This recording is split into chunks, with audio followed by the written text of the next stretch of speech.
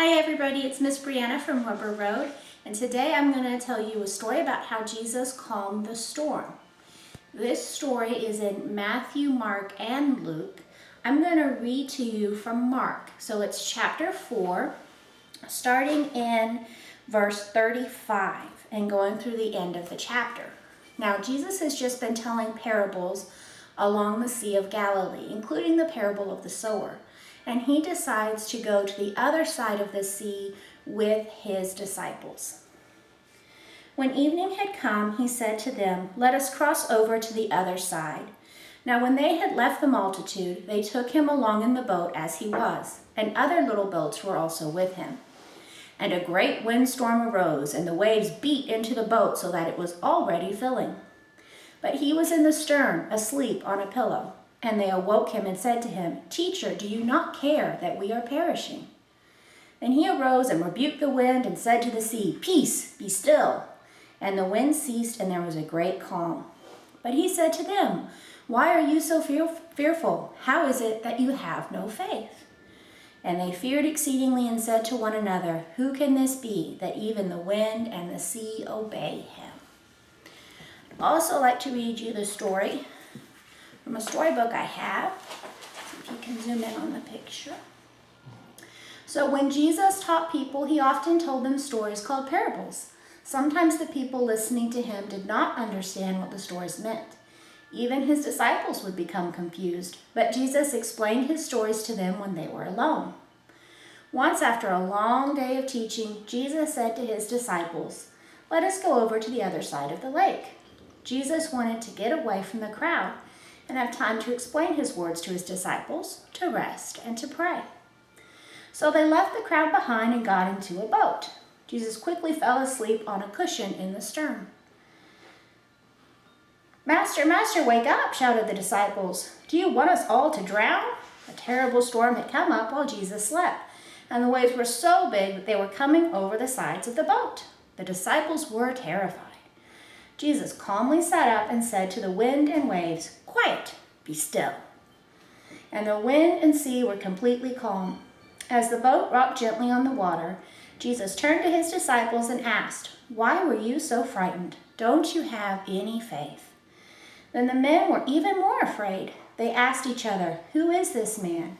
Even the wind and the water do his bidding." And they continued to follow and learn from Jesus. So here's our picture of Jesus telling the wind and the wave to be still.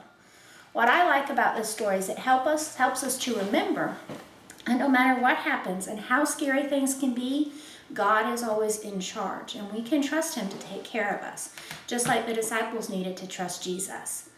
So what we're going to do next is show you how you can do this story at home and have a little bit of fun making some wind and some waves. And for that part, I'm going to need a little bit of help. So Ian and Honora are going to come help me out. First thing we're going to do is make some wind. If you have a piece of paper at home, it's really easy to make a wind sound effect. You can draw on it if you like, a picture of your boat or a picture of what the wind might look like. So Nora's drawing us some wind, and then we can just shake that, and it makes a wind sound. If you happen to have any plastic placemats at home, give that a shake, Nora. They make an even better wind sound. But it's up to you, whatever you have and want to use. For our water, we're going to take a mason jar and fill it about half full of water. If you don't have any jars at home, that's good, buddy. And you can always use a plastic food container that's see-through with a lid. We're going to add just 1 drop of food coloring. That should be good. So our water's a little bit easier to see. And then we're going to add something inside to be our boat. If you have any little plastic boats, they'd be great. We don't, so we're using half of an Easter egg. You might also use a rubber ducky, whatever you have at home. Also, a small plastic animal might be fun to drown. What do you think? Mama. Not. Nobody likes my ideas. We want to make sure we screw that lid on really good and tight. Okay. because we do not want any of our food coloring water to go all over our parents' house. And then they will tell me what a bad teacher I am. Okay, you want to give that a shake? There we go. Our Easter egg is not faring very well. And it's dry. Do it side to side. There we go. Good. So we're going to do our story one more time, and Nora and Ian are going to be the wind and the waves. It's dead. Okay, show Daddy. Yeah. So, Jesus and his disciples got into the boat, and Jesus went to the back of the boat and went to sleep. All of a sudden, there was a windstorm, and then the waves started to get really loud. And the disciples were so scared, and they ran to Jesus, and they said, Jesus, Jesus, don't you care that we're about to die? And Jesus got up, and he said, peace, be still. And just like that, the wind and the waves stopped. You want to do it again? Okay, show me the wind and the waves. Whoa. And then Jesus came and he said, peace, be still. So that is a pretty amazing thing that happened. Thank you guys for your help. So you can use your wind and your waves to show the story to your parents later if you want to. And remember, Jesus was in control when they were in the windstorm, and he's still in control today, no matter how scary or weird things might get. Last thing I wanted to do was show you a memory verse. So this memory verse is Psalms 147, verse 5.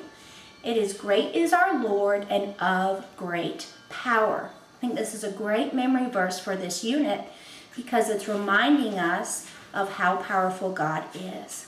And the little children in the blocks are showing you how to say this in sign language. So to say great, you're going to take your arms and angle them out from your head out. To say Lord, you're going to put your hand in a fist with your thumb sticking up, and you're going to go from your shoulder down across your body. For power, you're going to put your hands in your fist and then move them forward. So Ian's going to demonstrate this for us. Great is our Lord, and of great, no, do great first, great power. One more time. Great is our Lord, and of great power. Awesome. That's Psalms 147:5. I want to see how many of you can remember that for the next time we're all together again. Come find me at Weber and show me. Thank you guys, and stay healthy and happy.